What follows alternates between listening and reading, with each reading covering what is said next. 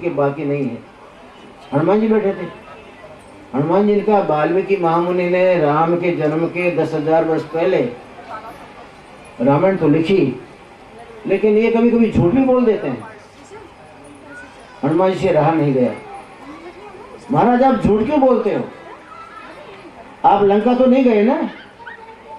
मैं तो लंका जाके आया हूं, मैंने सीता की सुधि ली है, मैंने लंका को जलाया भी है। क्यों ऐसा करते हो? सदगुरुदेव की जय। हनुमान जी की वाल्मीकि की चर्चा चली, भगवान राम की बात बंद हो गई। क्या कारण है? आप झूठ बोल देते हो। आप लंका के बगीचे में गए हैं? वाल्मीकि महामुनि ने कहा मैं गया तो कहीं नहीं, लेकिन परमात्मा की कृपा से मैंने दिव्य दृष्टि प्राप्त की है। साधना करते करते मेरी दिव्य दृष्टि जहाँ जाती वहाँ का सारा हाल जान के फिर आ जाती है। जितने भी भजन संपन्न, साधना संपन्न महात्मा होते हैं और जिनकी आत्मा जागरूक होती है, उनको अपनी आत्मा को दूसरे की आत्मा के साथ मिलाने का तरीका मालूम होता है। वो विधि जानते हैं। अपने तारों को दूसरे प्राणी के हृदय मंदिर के तारों से जोड़ के उसके दुख सुख को जानने के बाद उसका सब रास्ता निकालते हैं। यही कारण है कि महापुरुष के पास आप गए तो सब आपका वो भेद बताएंगे, भूतकाल का, वर्तमान का, भविष्य का, सब। उनको अपनी आत्मा को, उनकी विकसित आत्मा है, विकसित आत्मा को आपके साथ जोड़ना आता है। जोड़ने के बाद में आपके सारे हाव भाव को जान लेते हैं और फिर अपने अंदर की भक्ति भावना की प्रक्रिया के द्वारा उसको शांत कर देते हैं, जलते को शांति देते हैं। उनके पास तार जोड़ने की कला है, उसके दुख को जानना और दुख को अंत कर देना। वाल्मीकि जी सिद्धि साधे, बोले हनुमान जी मैंने तो ध्यान में देखा है, और ध्यान में देखा हुआ कभी झूठा नहीं होता, ध्यान में देखा हुआ सच्चा होता है। मैंने मेरे ध्यान में आज तक कभी भी गलत बात देखी नहीं। जैसा ध्यान में मैंने देखा वैसी घटना होती है। वहाँ लंका के बगीचे के फूल सब सफेद हैं। हनुमान जी ने कहा मैं तो वहाँ जाके आया हूँ, सीता माता को मिल के आया हूँ, राम की मुद्रिका देखे आया, सीता माता से बातचीत हुई और वहाँ के सब फूल लाल थे। कोई पेड़ बिना लाल फूल के था ही नहीं। और मैं तो बगीचे में 4 घंटे बैठा रहा, 2 घड़ी के लिए। कहते मैं 2 घड़ी बैठा रहा, उसमें घंटे नहीं थे। रहा तहाँ दुई दंड, 2 घड़ी में वहां रहा, 2 घड़ी करीब 4-5 घंटे में रहा वहाँ। तो कैसे तुम कह सकते हो कि वहाँ फूल सफेद थे? मैंने सारे बगीचे का निरीक्षण किया, मैंने तो पेड़ों को तोड़ा फोड़ा भी, मैंने फल भी खाए, पेड़ों पर चढ़ा भी। आप चढ़े तो नहीं ना? अब झूठ मत बोली, इतने बड़े महामुनि हो। वाल्मीकि चुप हो गए। तो भैया मैंने तो ध्यान में देखा, वो कहा सीता को भी शुभ्र अवस्था में देखा, और मैंने सारे बगीचे में सफ़ेद फूल देखे, शांति छाई हुई मैंने देखी, सीता के भक्ति का प्रभाव छाया हुआ था मैंने देखा। वहाँ राक्षसों का प्रभाव कम था और सीता की भक्ति का प्रभाव ज़्यादा था छाया हुआ। इसलिए कि सीता परमात्मा के ध्यान के सिवाय और कार्य में होती ही नहीं थी, तो सारा बगीचा ध्यानमय बन गया था, शांत। पेड़ों को भी शांति। एक आपके घर में कोई एक भक्त रहता हो तो पूरे भक्त में, पूरे समाज में, पूरे घर में उस भक्ति की हुई भक्ति का प्रभाव पूरे घर में रहता है और पूरा घर शांत दान गमित बन जाता है। और एक आदमी अगर उस घर के अंदर में खुरापाती वाला हो, उदंड हो, दृष्टि से, कर्म से, राक्षसी से कर्म करता हो, उसके घर में जाओ तो आपको उद्वेग हो जाएगा। इसीलिए तो कहा गया घर में एक बूढ़ा ऐसा होना चाहिए, बड़ा बूढ़ा, जो कभी सत्संग में जाता आता हो, कभी संत के संग में थोड़ा बैठता हो और टाइम मिले तो अपने अंदर में ध्यान की खोज करता हो। ध्यान की खोज में परमात्मा की कृपा उतरती है और ध्यान की कक्षा में परमात्मा की कृपा उतरने के बाद में आपके घर में चैतन्य के अणु परमाणु घूमते हैं, घर धन्य बनता है।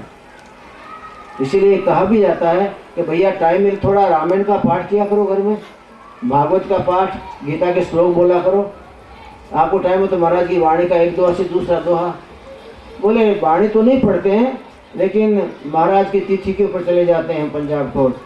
भगत जी की तिथि हो तब भी वहाँ लंगर खाने चले जाते हैं पंजाब कोट। कभी जगाधरी चले जाते हैं, बड़ा अच्छा लंगर था और क्या व्यवस्था थी वहाँ, कोई भटकना नहीं पड़ता था, नाश्ता चाय सब बराबर छूट से मिलते रहे। लेकिन किसी ने वाणी के शास्त्र के अंदर में ये दिव्य दोहा इतना काम कर गया कि मेरी छाती को स्पर्श कर गया। कोई बात नहीं करता।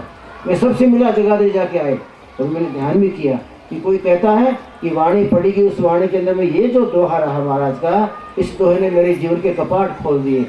वहाँ की चाय बड़ी अच्छी रही, बार बार दौड़ के देते थे, सेवा बहुत अच्छी करते रहे, रहने के लिए अच्छे हमको रूम दिए, टेंट बने हुए थे, अरे बड़े सत्कार से बुलाया, सत्कार से हमको रवाना किया। ये सब परमात्मा की डायरी में नोट होगा आपका। टाइम पर चाय मिली, टाइम पर नाश्ता मिला, रहने को अच्छे रूम मिले, गद्दे दो दो दिए गए, रवाना हुए तब हम सबको सलाम किया गया, रवाना कर दिया गया। इसके बदले गुरु महाराज की वाणी की कोई भी एक अर्धाली, उस वाणी का एक भी शब्द आपको हमको 3-4 दिन के बीच में एक बार छू जाता राधे मंदिर में और हमेशा के लिए घर कर जाता, और उस दीपक को लेके जलता वाले के घर में आए होते तो अंधेरे में प्रकाश होता। वाल्मीकि महामुनि के भजन के प्रताप से, राम के जन्म के 10,000 पहले भी ताकत थी उनमें, और सीता अपने भजन के प्रताप से वो वातावरण को शांत किए हुए थी। अब तो कौन जवाब दे? एक तरफ वाल्मीकि है, एक तरफ हनुमान जी है, दोनों का झगड़ा। धीरे से भगवान राम बोले, हनुमान तुमको जानकारी नहीं, हमारे वेदांत का एक सिद्धांत है, यादृशी भावना यश्य है सिद्धिर्भवति तादृशी। जाकी रही भावना जैसी, प्रभु मूर्त देखी तिन तैसी। जिसकी जैसी भावना होती है ना, वो भावना मन के ऊपर में कोटिंग कर लेती है। आपकी मेरी अंदर की जो भावना होगी, आपके मन पर वो भावना का कोटिंग चढ़ जाएगा, और कोटिंग के बाद में मन वैसे दृश्य देखेगा। आपको उस समय क्रोध आ गया था ना कि सीता माता को इतना हैरान करता है रावण, इतनी राक्षसियाँ उनको हैरान परेशान करती रहती हैं, भिखारी जैसा रूप उनका बना दिया गया। क्रोध में तुम्हारी आंखें लाल हो गई, और लाल आंखों के कारण से तुमको सफेद फूल अंगारे जैसे दिखे। जिसका जैसा भाव, उसका जगत का व्यवहार भी वैसा ही, उसका जीवन भी वैसा ही। तुम वहाँ 2 घड़ी के लिए क्रोधी बन गए थे कि मेरे भगवान राम की धर्मपत्नी सीता का ये हाल, मैं लंका को चौपट कर डालूंगा। क्रोध में तुम कूदने लग गए ना, वो क्रोध तुम्हारी आंखों में आया, और आंखों के द्वारा तुमने चारों तरफ देखा तो तुमको लाल लाल लाल लाल फूल दिखे। और इसने सीता जी को ध्यान अवस्था में देखा। वाल्मीकि महामुनि ने सीता जी ने ध्यान की अवस्था में अपने आप को शांत कर रखा था, शांत कर रखा था, इसलिए सारा वातावरण शांत था। वास्तव में फूल सफेद है, वो सफेद फूल शांति के वातावरण में वैसे ही दिखे वाल्मीकि महामुनि को। तुमको क्रोध में फूल सफेद तेरे लाल दिखे। तब हनुमान जी ने जाना, अरे जीवन में कदम एक एक कदम समझ के धरना चाहिए। कभी ऐसा न हो जाए कि आक्रोश में आपके विचार बदल जाएं, और विचार बदलने के बाद में घटना आपको दुर्घटना के रूप में दिखाई दे। यादृशी भावना यश्य है सिद्धिर्भवति तादृशी। जाकी रही भावना जैसी, प्रभु मूर्त देखी तिन तैसी। ये प्रभाव, इस साधना का प्रभाव। तो जो कोई एक व्यक्ति आपके घर में सवेरे 4 बजे उठ के गुरु महाराज की वाणी पढ़ी और उसका मर्मज्ञ बन के उस वाणी को समझा हो, वाणी का मर्मज्ञ बिना बिना, वाणी को अनुशीलित किए बिना, वाणी आपके अंदर में हमारे अंदर में उगती नहीं। शास्त्र तो वो के वही हैं, लेकिन शास्त्रों के अंदर जो प्रमेय दिया हुआ, प्रमेय निचोड़, उस प्रमेय को अपने जीवन में उतारने के लिए हृदय मंदिर में उतार के उसका अनुशीलन किया जाए, उसको अपने अंदर में खूब खूब सफाई के साथ उतारा जाए, उसका निर्वाह किया जाए, तब वो ग्रंथ आप में काम करता है और ग्रंथ आप में खड़ा हो जाता है। इस पुस्तक में पढ़ी हुई वाणी खड़ी नहीं हो जाएगी। ये वाणी आपके घट में उतरे, घट में उतरने के बाद में उसका मंथन हो, अनुशीलन हो, उसका निर्णय किया जाए, फिर अपने जीवन को मिलाया जाए कि इस वाणी के अनुकूल जीवन है मेरा, तो कोई तकलीफ नहीं होती। हम ग्रंथ को पढ़ देते हैं जैसा कृष्ण भगवान ने अर्जुन को उपदेश दिया, हे अर्जुन ऐसा कर, हे अर्जुन ऐसा कर, हे अर्जुन ऐसा कर, उपदेश दिया। वो उपदेश हम भी दे देते हैं वाणी के अंदर में। हम भी कृष्ण बन के और वाणी बोल देते हैं गीता की, अर्जुन तुम ऐसा करना, अर्जुन तुम ऐसा करना। अरे मूर्ख, ये अर्जुन को कहने की बात नहीं है, तो तुम्हारे को अपने जीवन में उतारने की बात है। वाणी को कृष्ण भगवान का आदेश मानो और अपने को अर्जुन मानो। गीता पढ़ने वाला अपने आप को पहले अर्जुन माने और पूरी गीता की जो गाथा है उस गाथा का अधिपति कृष्ण भगवान को माने। कृष्ण साक्षात रूप में मुझे उपदेश दे रहे कि अर्जुन ऐसा कर, अर्जुन ऐसा कर। अपन सब अर्जुन तो है, संसार के भोगों में अड़ा हुआ मन अर्जुन, वो भी तो जगत के प्रपंच में अड़ गया था ना, ये मेरा मामा है, मेरी मासी है, मेरा काका है, मैं नहीं लड़ूंगा। संसार के प्रपंच में अड़ा हुआ मन है वो अर्जुन है। और प्राणी मात्र के पापों का आकर्षण करने वाला कोई गुरु है तो कृष्ण है। कृष्ण किसका नाम? अपने भक्तों के दुर्गुणों को आकर्षित कर ले, आकर्षण करे, उनका अपनी तरफ खींच ले, उनको शुद्ध बुद्ध बनाए। वो बेचारा तो कब जिंदगी में खींचेगा? साधक अपनी जिंदगी में अपने आप को शुद्ध बुद्ध नहीं कर सकता, क्योंकि वो जन्मा ऐसे ही भाग लेके कि वो माया का चारा चुगता जाए, माया के चरण चुगता जाए, माया के दाने जिंदगी भर चुगे और फिर काल रूपी यमराज की फांस में फंस जाए। पक्षी दाने चुनने को जाता है, दाना चुनता है उसके पहले फंस जाता है। हम माया के भोग भोगना चाहते हैं, उसके पहले माया ने ऐसा जाल बिछा दिया हुआ है, उस जाल में फंस जाते हैं। और फंस जाने के बाद में निकलना चाहते हैं, जिंदगी भर कभी वो निकल नहीं सकता। पुनि पुनि जन्म, पुनि पुनि मरणम, पुनि पुनि जननी जठरई शरणम, बार बार जन्मना, बार बार मरना और बार बार जम की जूते खाना, ये परंपरा बन गई। इसलिए कहा गया माया के दाने चुनने के लिए मन में अभिलाषित न होइए। संत महात्मा ने जो वाणी में हीरे पन्ने माणिक मोती रखे हैं, उनको चुनने वाले हंस बनिए। हंस बनोगे तो आप गहरी ऊंचाई में उड़ोगे, बगुले बनोगे तो आप मारे जाओगे। लेकिन संसार में कबीर साहब ने कहा, मैं जहाँ देखता हूँ बगुले ही बगुले दिखते हैं, हंस की कोई पांत नहीं दिखती।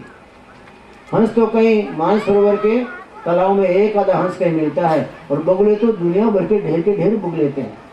हंस की मिले न पांत, हंस की पांत नहीं होती, हंस की जमात नहीं होती, जमात। संत महात्मा तो 1000 वर्षों के अंदर, लंबे समय के बाद, युगांतर के बाद कहीं संत एक प्रकट होता है, और वो सारे संसार के माया की अग्नि में जलते प्राणियों को ठंडक देने के लिए आता है। चंद्रमा की शीतलता तो आकाश में रह जाती है, कभी धरती पर आई ही नहीं। चंद्रमा ने कब आपको हमको शीतल किया जी? आप हम जलते रहते हैं ईर्ष्या की आग में,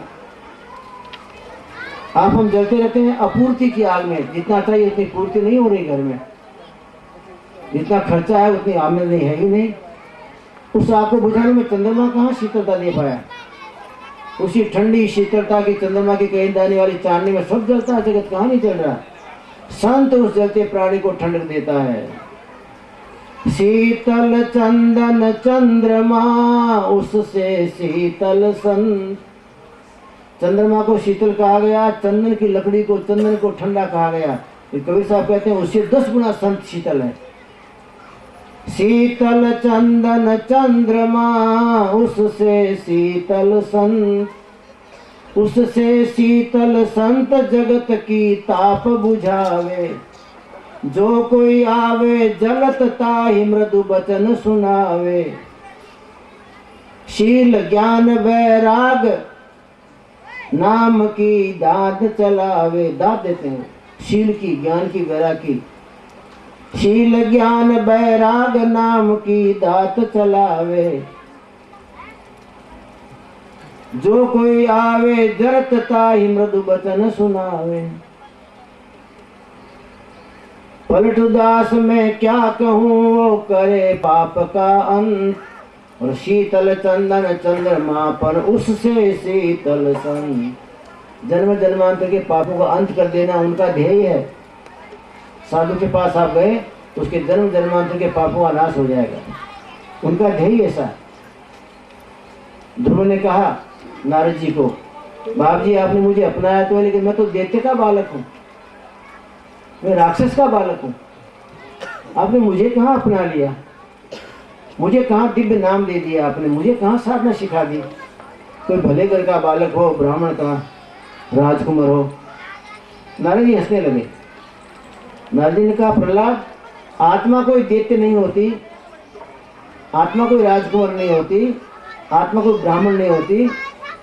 ये ब्राह्मण क्षत्रिय वैश्य शूद्र तो इस देह के वर्ण हैं,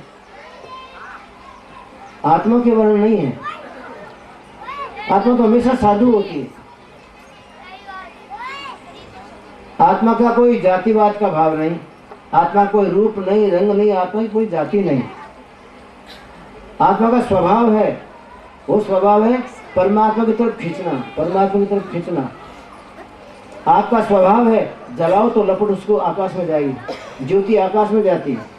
आप में भी जो अंदर में ब्रह्म ज्योति प्रकट हो जाए तो सुरता आकाश में जाएगी। ज्योति का स्वभाव है ऊपर जाना, लेकिन हमने माया के प्रपंचों में जीवन को इतना कुत्सित बना दिया कि उससे हमारे अंदर के सारे अवयव माया में बन गए और ज्योति को उल्टा किया। उस आत्मा की प्रखर ज्योति को जो बार बार परमात्मा के दिव्य देश में, दिव्य धाम में प्रसन्नता के साथ में चली जाना चाहती है, उसको हमने रोका।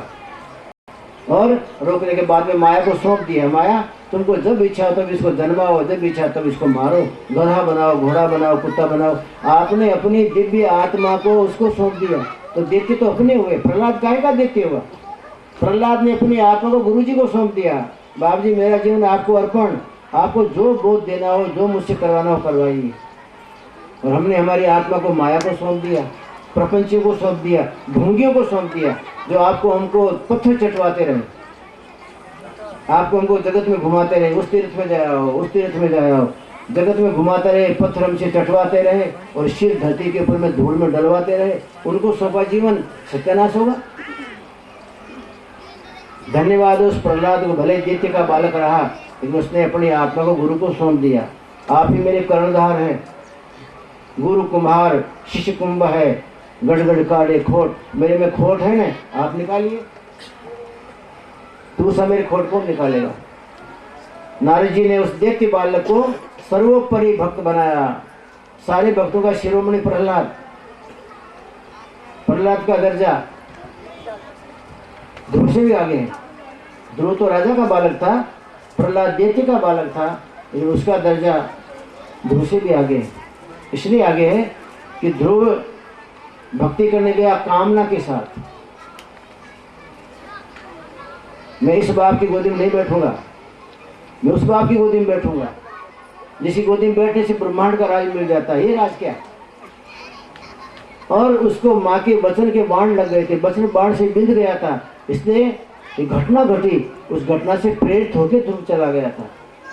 ध्रुव शांत दांत गहराई में होके नहीं गया कि परमात्मा मेरा बाप है, उस बाप को मेरा धर्म है, मेरी आत्मा का कल्याण उसके चरणारविंद में है, इस भाव से नहीं गया। क्रोध में आके गया था। इस राजा ने मुझे ठोकर मारी है तो मैं बड़े राजा की गोदी में चला जाऊंगा। और क्रोधित होके, अपमानित होके गया है। और प्रहलाद ने तो अपनी माँ के उदर में नारद जी के उपदेश सुने हैं, उसके जीवन के अंदर में माता के उदर में उपदेश प्रवेश कर गए, इसलिए वो तो शुद्ध बुद्ध है, उसको कोई आकांक्षा नहीं। प्रहलाद को पूछा नरसिंह भगवान ने, क्या चाहिए तुम्हें? बार बार पूछा। क्या परमात्मा आप मिल गए और क्या चाहिए? दुनिया में इससे बड़ी कोई घटना घट सकती है कि आप मिल गए और आपके सामने मैं खड़ा हूँ, आपका हाथ मेरे सिर पर है, कुछ नहीं चाहिए? क्या नहीं, ऐसा नहीं हो सकता। मेरा अवतार हुआ, मैं प्रकट हुआ हूँ ना, तो कुछ तो देना ही चाहिए मुझे और कुछ तुमको लेना ही चाहिए। बोलो क्या चाहिए? आपकी बहुत आज्ञा है तो ले लेता हूँ। और ये मांगता हूँ आपसे, कभी भी मेरे घट के अंदर में कोई जात की कामना न उठे, ये ले लो, वो ले लो, ये दे दीजिए, वो दे दीजिए।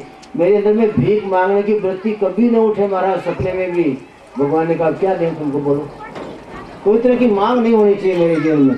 अरे जहाँ मैंने समर्पण आपके पास कर दिया, फिर मांग कैसी? मिट्टी अपना समर्पण कुम्हार को कर देती, उसके बाद मांग नहीं करती कि मेरी मूर्ति ये बनाना, मेरा दीपक बनाना, कि मेरा घड़ा बनाना, कुछ नहीं कहती। वो जानती है कि कुम्हार मेरा जैसा उपयोग होगा अच्छा उतना उपयोग करेगा। नारद जी जैसे गुरु के मिलने से प्रहलाद में क्या गुण आया? भगवान ऐसी मुझे बुद्धि दीजिए कि मेरी जिंदगी में कभी मांगू नहीं किसी से, और आपकी कृपा तो दूं ही दूं सबको, लेकिन मांगू तो नहीं। सब जगह मांगन हारा, सारा संसार मांगने वाला है ही है। एक भिखारी में और बढ़ जाऊं क्या? संसार में जितने जन्मे हैं सब भिखारी हैं, मुझे ये चाहिए, मुझे वो चाहिए। प्रहलाद ने कहा कि मेरी जिंदगी में कभी मांग नहीं उठे, मैं कभी कुछ मांगू नहीं किसी से, बने तो मैं दूं। ये क्रिया उसमें कहाँ से आई? उसके गुरु नारद जी का प्रभाव उसमें उतरा। संत महात्मा कभी मांगते नहीं। संत महात्मा परमात्मा का दिव्य स्वरूप जो किसी को सुलभ नहीं, वो दिव्य स्वरूप दे देते हैं। मदरसा के लड़के ने पूछा, मदरसा की चर्चा चलती थी, माँ तुम कहती जंगल में चले जाओ परमात्मा की भक्ति करो, तो क्या भक्ति करूँगा? किसी झाड़ के नीचे बैठ के कोई मंत्र जपूं, कि पानी में खड़ा खड़ा गायत्री मंत्र के पुरस्चरण करूं, कि कहीं कुएं में उल्टा लटक जाऊं, कि कहीं जंगलों में दौड़ता जाऊं, क्या करूं मैं? मुझे तो कुछ मालूम नहीं। मदरसा ने कहा, जैसे शिकारी जंगल में जाता शिकार करने को, तुम भी शिकार करने को जा रहे हो। एक भक्त को ये मानना चाहिए, साधक को, मैं मेरे गुरुजी के पास जाता हूँ तो मैं शिकार करने जा रहा हूँ मन का। सबसे बड़ा शिकारी मन है। जो शिकारी सारे संसार का शिकार करता है, गुरु का लाल उसका शिकार करता है। इसलिए गुरु के लाल को महत्ता दी गई। बाकी मन सारे संसार के लिए शिकारी है। काल अहेरी खेले, मन काल बन के और शिकार खेलता है, सारे संसार को तीर मारता है। किसके? किसी को काम का, किसी को क्रोध का, किसी को लोभ का। लेकिन गुरु का भक्त होता है, वो स्थूलता का तीर मारता है, शब्द का तीर मारता है, और शब्द का तीर लगने के बाद में वो शिकार ऐसा मर जाता है कि ठंडा होने के बाद में आपका पिछलगू बन गया। जंगल की शिकार को मार दीजिए, तीर मार दीजिए तो गिर पड़ा, खत्म। मन को तीर मारिए शब्द का, तो शब्द का तीर लगते ही मन उछल खड़ता बंद कर देता है, मन की कूद बंद हो गई। अब मन आपके पीछे पीछे चलने लग गया, आपका पिछलगू बन गया और कहेगा आप जैसा कहोगे वैसा ही मैं करूंगा। मन भी अमन बन गया, अमन। तो माँ ने कहा तुम शिकारी बन के जा। कहाँ निशाना लगाऊं? गगन की ओट निशाना है। कबीर साहब ने चित्र खींचा। क्या मालूम ये संत महात्मा कहाँ कहाँ चले जाते हैं। मदरसा अपने बच्चे को बात समझा रही है, वहाँ कबीर साहब खड़े खड़े खींचते हैं सीन। नरसिंह मेहता ने कितने ऐसे भजन बनाए हैं, ऐसा पता लगता हो कि कृष्ण भगवान खड़े खड़े कुछ काम करते थे, उसको उसने खड़ा खड़ा कर कोने में से देखा हो और सीन किया हो। ऐसा सीन नरसिंह मेहता के भजनों में है, ऐसा वर्णन है उसके भजनों में।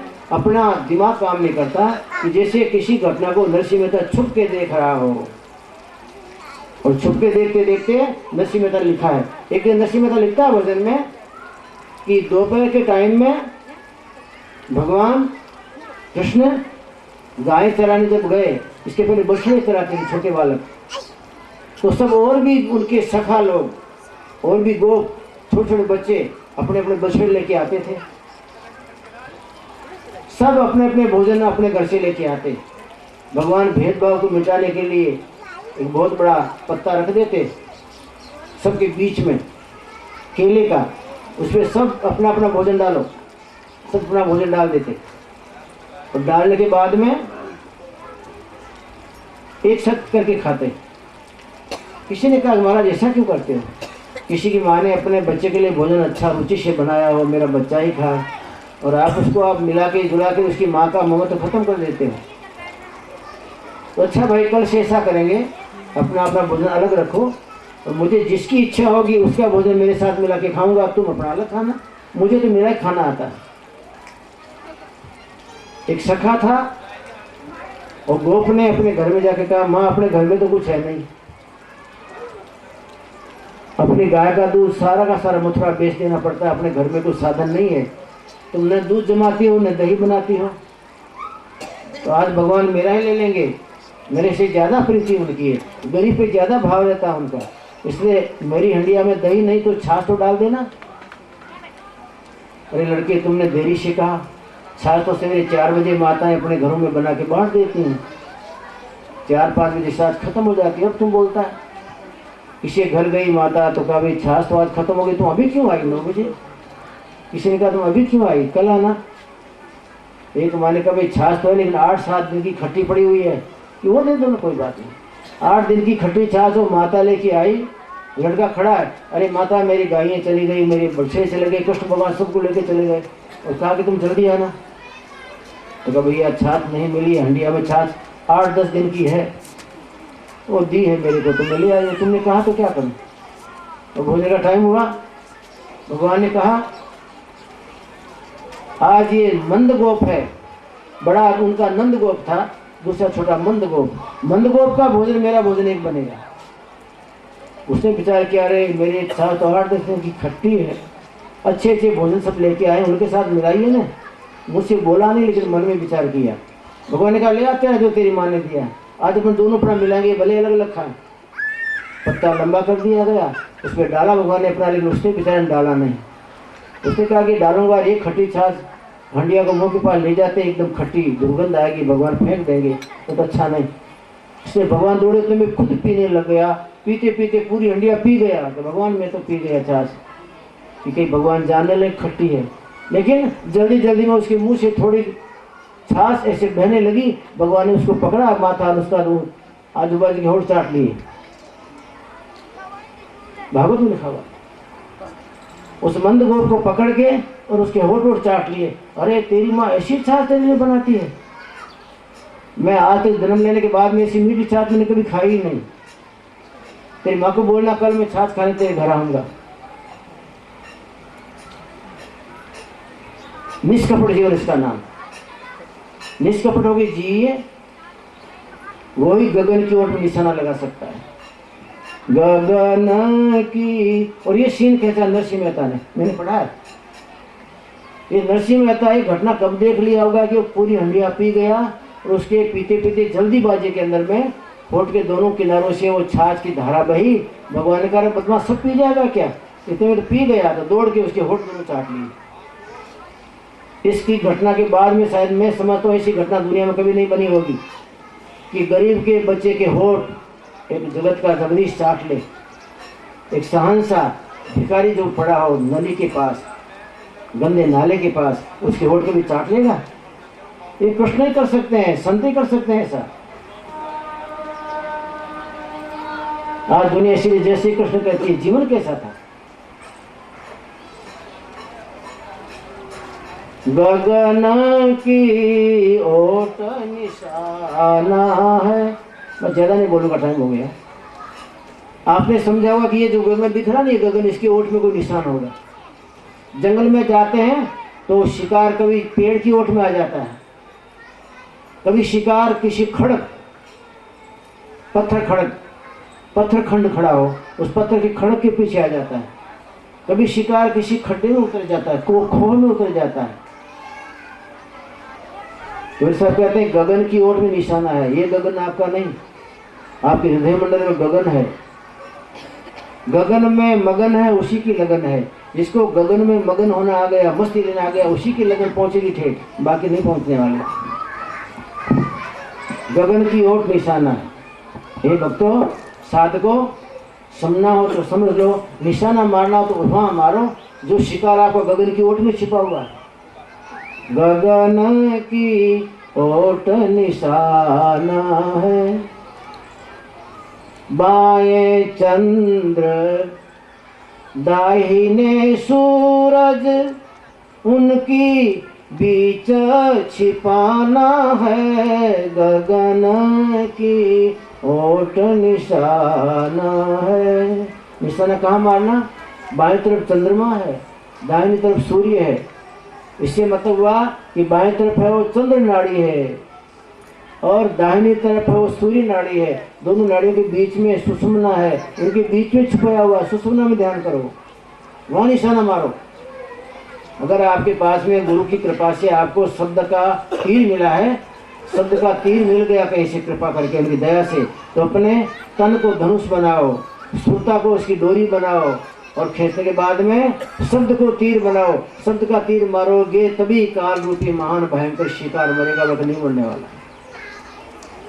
बाएं चंद्र बाई नाड़ी, बाएं चंद्र दाहिने सूरज, उनके बीच छिपाना है। गगन की ओट निशाना है, गगन की ओट निशाना है। तन कर धनुष, शिकारी शिकार करता है तो शरीर को, धनुष को एकदम मोड़ता खींचता तो धनुष झुकता है, मुड़ता है।